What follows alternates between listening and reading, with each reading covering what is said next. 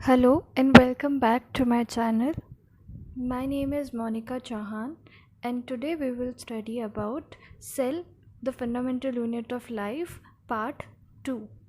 अगर आप सीधे इस वीडियो पे आए हो तो इससे पहले वाला वीडियो देख लें। अगर आपको सेल के बारे में कुछ नहीं पता तो इसके पहले वाले वीडियो में फर्स्ट पार्ट में मैंने सेल का इंट्रोडक्शन, मैंने सेल का टर्म किसने कॉइन किया था, एनी मॉलिक्यूल्स क्या होते हैं और सेल थ्योरी क्या होती है ये बताया है।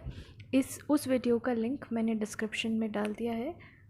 तो चलिए अब आगे बढ़ते हैं इस वीडियो में हम लोग टॉपिक्स देखेंगे। Living organisms on the basis of cells कितने टाइप के होते हैं, प्लाज्मा मेम्ब्रेन क्या होती है और डिफ्यूजन और ऑस्मोसिस क्या होते हैं। तो सबसे पहले हम लोग चलते हैं ऑर्गेनिजम्स पे। All the living organisms are composed of cells. हमने पिछले वाले वीडियो में भी देखा था कि सारे जो ऑर्गेनिजम्स होते हैं, लिविंग ऑर्गेनिजम्स, प्लांट्स, एनिमल्स जो होते हैं वो सेल से बने हुए होते हैं। On the basis of number of cells organisms are classified as unicellular organisms and multicellular organisms. इसका मतलब है कि नंबर ऑफ सेल्स पे कि सेल जो है किसी भी ऑर्गेनिज्म में कितने प्रेजेंट हैं उसके बेसिस पे दो टाइप के होते हैं, यूनिसेलुलर ऑर्गेनिजम्स और मल्टी सेलुलर ऑर्गेनिजम्स। अब हम देखते हैं कि यूनिसेलुलर ऑर्गेनिजम्स का मतलब क्या होता है। Unicellular organisms are made up of a single cell. इसका मतलब है कि यूनी मतलब सिंगल, एक ही। तो कोई भी ऑर्गेनिज्म जब एक सेल से बना हुआ होता है उसे हम यूनिसेलुलर ऑर्गेनिजम्स बोलते हैं। The single cell regulates all the activity of organism. Most of the unicellular organisms are invisible to the naked eye. अब जो क्योंकि वो एक ही सेल से बने हुए होते हैं तो सारा जो काम है उनका वो सिर्फ उनकी एक ही वही सेल कर रही है। और ज़्यादातर जो यूनिसेलुलर ऑर्गेनिजम्स होते हैं वो हम ऐसे नहीं देख सकते अपनी आँखों से, उनको देखने के लिए हमें माइक्रोस्कोप की ज़रूरत पड़ेगी। तो ज़्यादातर यूनिसेलुलर ऑर्गेनिजम्स जो होते हैं वो इनविजिबल होते हैं नेकेड आई से। इनके एग्जाम्पल हैं जैसे bacteria, protozoa, unicellular algae and unicellular fungi. देखो ये एग्जाम्पल हैं कुछ और, पैरामीशिया, एमीबा, बैक्टीरिया, ईस्ट, ये सब यूनिसेलुलर ऑर्गेनिजम्स हैं। अब चलते हैं मल्टी सेलुलर ऑर्गेनिजम्स की ओर। मल्टी का मतलब ही मैनी, जो कि बहुत सारे सेल से बने हुए होते हैं। Multicellular organisms are made up of more than one cell.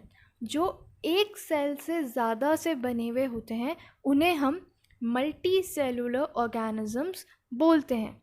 Most of the multicellular organisms are visible to the naked eye. ज़्यादातर जो मल्टी सेलुलर ऑर्गेनिजम्स होते हैं उनको हम देख सकते हैं। तो ये एक बड़ा डिफरेंस होता है यूनिसेलुलर और मल्टी सेलुलर के बीच में कि यूनिसेलुलर जो होते हैं उनको हम ऐसे डायरेक्ट नहीं देख सकते, उसको देखने के लिए हमें माइक्रोस्कोप की ज़रूरत पड़ेगी। लेकिन जो मल्टी सेलुलर ऑर्गेनिजम्स होते हैं उनको हम डायरेक्टली देख सकते हैं। जैसे एग्जांपल के लिए अपन ह्यूमन बींग्स हैं, अब हमें देखने के लिए तो कोई माइक्रोस्कोप की ज़रूरत नहीं पड़ेगी ना। हम मल्टी सेलुलर ऑर्गेनिजम्स हैं, मतलब हम लोग बहुत सारी सेल से बने हुए हैं, तो वो नेकेड आई से देखे जा सकते हैं। Organisms like plants, animals and some algae arise from a single cell and they grow up into multicellular organisms. तो ये सब एग्जाम्पल हैं मल्टी सेलुलर ऑर्गेनिजम्स के। जैसे ये रैबिट हो गया, फिश हो गई, बर्ड हो गई, हाइड्रा हो गया, ये मल्टी सेलुलर एनिमल्स हैं। मल्टी सेलुलर प्लांट्स में हो गए स्पायरोगेरा, फर्न और म्यूकर, ये सारे मल्टी सेलुलर प्लांट्स में हो गए। तो ये मल्टी सेलुलर ऑर्गेनिजम्स के एग्जाम्पल और उसकी डेफिनेशन थी। अब हम आते हैं नेक्स्ट चीज़ पे, प्लाज्मा मेम्ब्रेन। अब सेल भी तो किसी चीज़ से बनी हुई होगी, सेल का भी तो कोई स्ट्रक्चर होगा, उसका आउटर मेम्ब्रेन, उसका इनर क्या है, उसके अंदर क्या है, ये सब जानने के लिए अभी हम पढ़ते हैं। सबसे पहले हम लोग प्लाज्मा मेम्ब्रेन पढ़ते हैं। प्लाज्मा मेम्ब्रेन क्या होती है? It is the outermost covering of the cell that separates the cell from its environment and regulate the transport of molecules and signals into and out of the cell. तो जो हमारा cell का जो outer membrane होती है वो किससे बनी, वो क्या कहलाती है? वो प्लाज्मा मेम्ब्रेन या सेल मेम्ब्रेन कहलाती है, outermost covering of the cell, जो क्या काम करती है? सेल को, उसको सेपरेट करती है उसके एक्सटर्नल और इंटरनल एनवायरनमेंट को, और क्या करती है? और मॉलिक्यूल्स का ट्रांसपोर्ट करती है। मॉलिक्यूल का ट्रांसपोर्ट इन द सेंस जैसे गैसियस एक्सचेंज या वाटर एक्सचेंज, वो इस मेम्ब्रेन के थ्रू ही होता है। तो मॉलिक्यूल का ट्रांसपोर्ट देखती है या फिर सिग्नल्स का ट्रांसपोर्ट देखती है, तो वो किस, इन और आउट, अंदर और बाहर, जो सेल के अंदर जो अंदर और बाहर जो ट्रांसपोर्टेशन होता है वो प्लाज्मा मेम्ब्रेन के थ्रू ही होता है। इसका नेक्स्ट पॉइंट देखते हैं। It is selectively permeable. Selectively permeable का मतलब होता है कि ये कुछ ही सेलेक्टेड मॉलिक्यूल्स को अपने अंदर और बाहर आने जाने देती है। Third point, it is flexible, मतलब ये फ्लेक्सिबल है, जैसे कि इसका जो फ्लेक्सिबिलिटी है उसकी वजह से कोई जो ऑर्गेनिज्म है वो फूड को अपने अंदर ले सकता है या अदर मटेरियल्स को अंदर ले सकता है अपने आसपास की जगह से, फ्रॉम इट्स एक्सटर्नल एनवायरनमेंट। जैसे एग्जांपल के लिए अमीबा है, अमीबा अपनी जो शेप है वो चेंज कर लेता है फूड को अपने अंदर लेने के लिए। Fourth point, it is made up of lipid and proteins. ये किससे बना हुआ होता है? लिपिड और प्रोटीन से बनी हुई होती है सेल मेम्ब्रेन। अब सेल मेम्ब्रेन, अभी अपन ने बात करी कि इसमें मॉलिक्यूल्स का ट्रांसपोर्टेशन होता है, तो वो ट्रांसपोर्टेशन कैसे होता है, वो कितने टाइप्स का होता है, वो हम ये देखेंगे। देखो, cellular transport. Cell transport is a biological process through which materials pass into and out of the cell, crossing the membrane और outer wall in the process.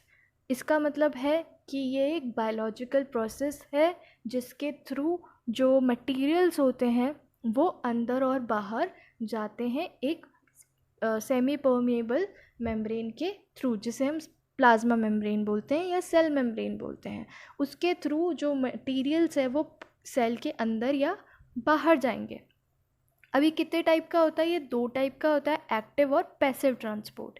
ये दो वेज हैं जिससे मॉलिक्यूल या अदर मटेरियल्स जो हैं वो सेल के बाहर या अंदर जाते हैं। तो सबसे पहले देखते हैं अपन एक्टिव ट्रांसपोर्ट क्या होता है। Active transport is the movement of molecules और ions against a concentration gradient from an area to lower और to higher concentration which require energy in the form of ATP. Active transport का मतलब होता है जब मॉलिक्यूल्स एक lower concentration से higher concentration में जाएंगे। इसका मतलब है कि अगर वो मॉलिक्यूल्स किसी एक जगह पे कम हैं और दूसरी जगह पे ज़्यादा हैं, तो वो उस जगह कम जगह से ज़्यादा जगह पे जाएंगे। इसके लिए हमें एनर्जी रिक्वायर्ड होगी, क्योंकि अभी जैसे अगर अपन नीचे होद से पानी चढ़ाते हैं ऊपर, तो हमें लोअर कंसंट्रेशन से ऊपर की तरफ पहुंचाना है हायर कंसंट्रेशन में, तो उसके लिए हमें अपनी मोटर की ज़रूरत पड़ती है उस पानी को चढ़ाने के लिए। तो उसी तरीके से जब भी कोई मॉलिक्यूल लोअर कंसंट्रेशन से हायर कंसंट्रेशन में जाएगा तो उसे एनर्जी का रिक्वायरमेंट होगा, और वो एनर्जी हम किसके फॉर्म में यूज़ करते हैं? एटीपी के फॉर्म में। इसके एग्जाम्पल हैं जैसे सोडियम पंप होता है, glucose selection in the intestine and uptake of mineral ions by the plant roots. जब प्लांट के रूट से ऊपर की तरफ जाते हैं, क्योंकि वो नीचे है, लैंड नीचे होता है, प्लांट ऊपर की तरफ अपवर्ड की तरफ उगता है, तो जब नीचे से ऊपर जाना होगा तो उसके लिए कुछ एनर्जी रिक्वायर्ड होगी। उस ट्रांसपोर्ट को हम एक्टिव ट्रांसपोर्ट बोलते हैं। नेक्स्ट आता है passive transport. Passive transport is the movement of molecules और ions from an area of higher to lower concentration. इसका मतलब होता है कि जब मॉलिक्यूल का मूवमेंट हो रहा है हायर से लोअर कंसंट्रेशन में, तब उसे हम पैसिव ट्रांसपोर्ट बोलते हैं। इसके लिए हमें कोई एनर्जी रिक्वायरमेंट नहीं है, क्योंकि ये जनरल चीज़ है कि कहीं जो चीज़ अगर ज़्यादा होगी, उस ज़्यादा से अगर वो नीचे की तरफ गिर रही है तो उसको करने के लिए कोई एनर्जी रिक्वायर्ड ही नहीं है। फॉर एग्ज़ाम्पल जैसे झरना है, ऊपर से पानी नीचे की तरफ गिर रहा है तो उसको गिरने के लिए कोई एनर्जी रिक्वायर्ड नहीं है, उसको कोई पुल, सिर्फ ग्रेविटेशन जो है वो पुल कर रहा है, बाकी तो उसको ऐसे कोई एनर्जी रिक्वायर्ड एज सच कोई एक्स्ट्रा एनर्जी रिक्वायर्ड नहीं है उसको जाने के लिए। तो जब हायर कंसंट्रेशन से लोअर कंसंट्रेशन में जाता है, उस ट्रांसपोर्ट को हम पैसिव ट्रांसपोर्ट बोलते हैं। नेक्स्ट पॉइंट आता है कि there are multiple form of passive transport: simple diffusion, facilitated diffusion, filtration and osmosis. बहुत तरीके के पैसिव ट्रांसपोर्ट हैं। फॉर एग्जांपल जैसे कि simple diffusion, facilitated diffusion, filtration और ऑस्मोसिस। अभी इस चैप्टर में अपन ऑस्मोसिस के बारे में पढ़ेंगे और डिफ्यूजन के बारे में पढ़ेंगे। Passive transport occurs in the kidney and the liver and in the alveoli of lungs and they exchange oxygen and carbon dioxide। जब हम जैसे हमारा जो कार्बन डाइऑक्साइड और ऑक्सीजन का ट्रांसपोर्ट होता है लंग्स के अंदर, वो पैसिव ट्रांसपोर्ट होता है। ओके, अब अभी जब हम एनसीईआरटी में पढ़ते हैं तो उसमें एक एग्जांपल दे रखा है, जैसे एग्जांपल दे रखा है कि जो कार्बन डाइऑक्साइड है, जब वो सेल के अंदर बहुत ज़्यादा इकट्ठी हो जाती है, क्यूमुलेट हो जाती है, तो वो एक सेलुलर वेस्ट बन गया है और उसे निकालना पड़ेगा हमें। तो जब वो बहुत ज़्यादा इनसाइड द सेल एक्यूमुलेट हो जाती है तो एक्सटर्नल एनवायरनमेंट में उसका कंसंट्रेशन लो है। इसका मतलब सेल के अंदर जो है वो बढ़ गया है CO2 का कॉन्सेंट्रेशन, लेकिन सेल के बाहर CO2 का कॉन्सेंट्रेशन बहुत कम है। तो जब इनके बीच का डिफरेंस हो जाता है कॉन्सेंट्रेशन में, तो CO2 क्या करेगी, CO2 बाहर निकलना चालू करेगी, मतलब हायर से लोअर जा रही है, पैसिव ट्रांसपोर्ट हो रहा है। हायर अंदर सेल के अंदर बहुत ज़्यादा एक्यूमुलेट हो गई है, तो सेल के अंदर होने की वजह से बहुत ज़्यादा वो बाहर की तरफ मूव करेगी। इसी तरीके से जब ऑक्सीजन हमारे बाहर ज़्यादा हो जाती है और अंदर की साइड कम होती है, तो वो बाहर से अंदर की तरफ जाती है। तो इसे हम लोग डिफ्यूजन मेथड बोलते हैं। Diffusion is the net movement of anything, for example atom, ions and molecules, from a region of higher concentration to a lower concentration।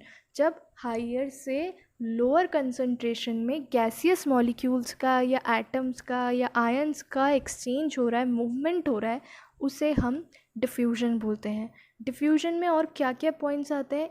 In cells diffusion occurs only when there is a concentration gradient across the membrane। ये important point है कि diffusion तब ही होगा जब अंदर और बाहर concentration में डिफरेंस होगा, मतलब एक जगह हाई concentration होगी और एक जगह लोअर concentration होगी, तब ही मूवमेंट होगा गैसियस मॉलिक्यूल्स का या आयंस का, तभी होगा diffusion. When there is a such a difference, the solute particles move from higher concentration to lower concentration। जब इस तरीके का concentration difference बनेगा तो जो मॉलिक्यूल है या solute particle है वो high concentration से low concentration की तरफ move करना start करेगा। Gases like oxygen, carbon dioxide, ये सब डिफ्यूजन मेथड फॉलो करते हैं। जैसे मैंने अभी जब स्टार्टिंग में अभी डिफ्यूजन टॉपिक के स्टार्ट में मैंने आपको एक एग्जांपल दिया था कि CO2 कैसे इनसाइड द सेल एक्यूमुलेट हो जाता है तो वो बाहर की तरफ जाता है। तो gaseous molecules, oxygen, carbon dioxide, ये सब डिफ्यूजन मेथड फॉलो करते हैं। ये देखो, ये सेल का इंटीरियर है, ये सेल का एक्सटीरियर है। जब हाई कंसंट्रेशन हो जाएगी बाहर तो वो अंदर की तरफ जाएंगे लोअर कंसंट्रेशन की तरफ। ओके, अब हम आते हैं नेक्स्ट टॉपिक ऑस्मोसिस की तरफ। अब हमने पढ़ लिया कि गैसेस तो डिफ्यूजन के थ्रू हो जाते हैं ट्रांसपोर्ट उनका, तब मूवमेंट, लेकिन वाटर का मूवमेंट कैसे होता होगा? तो वाटर का मूवमेंट थ्रू ऑस्मोसिस होता है। Osmosis is a process by which water moves from high concentration to lower concentration till equilibrium is reached through a semi-permeable membrane. Osmosis होता है जब हाई कंसंट्रेशन से लो कंसंट्रेशन में water move करता है. कब तक मूव करेगा? जब तक इक्विलिब्रियम ना हो जाए. इक्विलिब्रियम का मतलब होता है कि दोनों साइड में जो कंसंट्रेशन है वो इक्वल ना हो जाए, तब तक वो हाई कंसंट्रेशन से लो कंसंट्रेशन की तरफ मूव करेगा through a semi permeable membrane. अब ऑस्मोसिस जो होते हैं वो 3 टाइप का होता है, हाइपोटोनिक, हाइपरटोनिक और आइसोटोनिक. हाइपोटोनिक के बारे में पढ़ते हैं पहले अपन. Hypotonic solution, cells often have a water concentration that is lower than the outside of the cell. अब इसमें क्या होगा, सेल का जो अंदर की तरफ जो कॉन्सेंट्रेशन होगा वो कम होगा और बाहर का जो कॉन्सेंट्रेशन होगा वो हाई होगा. तो इससे क्या होगा, जो हाई कंसंट्रेशन क्योंकि बाहर की तरफ है, सेल के एक्सटर्नल में है, तो एक्सटर्नल से इंटरनल में आएगा तो पानी अंदर भर जाएगा सेल के अंदर, जिसकी वजह से सेल के अंदर पानी आ जाएगा सेल के अंदर बहुत सारा. तो जो सेल है वो स्वेलअप हो जाएगी, मतलब सूज जाएगी एक तरीके से. जैसे हम लोग किशमिश होती है, इसका एग्जाम्पल है बहुत जनरल सा, कि किशमिश होती है जब हम उसको पानी, सिकड़ी भी होती है जब हम उसको पानी में भिगो के रख देते हैं बहुत टाइम तक, तो पानी जो है वो उसके अंदर चला जाता है और वो फूल जाती है. तो ये इसका हाइपोटोनिक का एग्जाम्पल है. किशमिश, रेजिन्स, मतलब ये इसका हाइपोटोनिक का एग्जाम्पल है. तो as a result cell will gain water by osmosis, the more water enters the cell and cell swells up. ये हाइपोटोनिक का हो गया. अब आते हैं नेक्स्ट आइसोटोनिक पे. If the medium has exactly the same water concentration then there is neither gain और loss of water through osmosis because the concentration of solutes in the cell is equal to the solute outside of the selective permeable membrane. Isotonic का मतलब होता है कि जब दोनों जगह पे, एक्सटर्नल और इंटरनल, दोनों जगह पे जो वाटर का कंसंट्रेशन है वो सेम है, इक्वल अमाउंट में है, तो वाटर का मूवमेंट तो होगा, लेकिन जितने बाहर जाएंगे उतने ही अंदर आएंगे. तो एज अ रिज़ल्ट कोई मूवमेंट ही नहीं होगा, ना तो वो सेल जो है ना श्रिंक होगी ना स्वेलन होगी. तो इस चीज़ को हम आइसोटोनिक सोल्यूशन बोलते हैं. नेक्स्ट आता है हाइपरटोनिक सोल्यूशन. हाइपरटोनिक सोल्यूशन का मतलब होता है cells have a water concentration that is greater inside the cell rather than outside of the cell. जब सेल में वाटर का जो कॉन्सेंट्रेशन होता है वो अंदर की तरफ ज़्यादा है. हाइपोटोनिक में अपन ने देखा था कि बाहर की तरफ ज़्यादा था, लेकिन अभी हम देखेंगे हाइपरटोनिक के अंदर कि अंदर की तरफ ज़्यादा है सेल वाटर का कॉन्सेंट्रेशन और बाहर की तरफ कम है. अब वाटर किस तरफ जाएगा? अंदर से बाहर की तरफ. अब क्योंकि अंदर से बाहर की तरफ पानी जा रहा है तो वो अपना वाटर लूज़ करेगी, वो सेल जो होती है वो लूज़ करेगी वाटर को, तो इसकी वजह से सेल जो होती है वो श्रिंक हो जाएगी. Again water cross the cell membrane in both the direction, but this time more water leaves the cell than enters it, so the cell will shrink. इसलिए सेल जो होती है वो श्रिंक हो जाएगी. देखो इस पिक्चर में आपको दिख रहा है, ये हाइपरटोनिक सोल्यूशन है, ये आइसोटोनिक सोल्यूशन है और ये हाइपोटोनिक सोल्यूशन है. इसमें सेल जो है वो स्वेलअप हो जाएगी और बर्स्ट भी हो सकती है. ये नॉर्मल सेल्स हैं, आइसोटोनिक सोल्यूशन दोनों की तरफ इक्वल अमाउंट ऑफ कंसंट्रेशन है.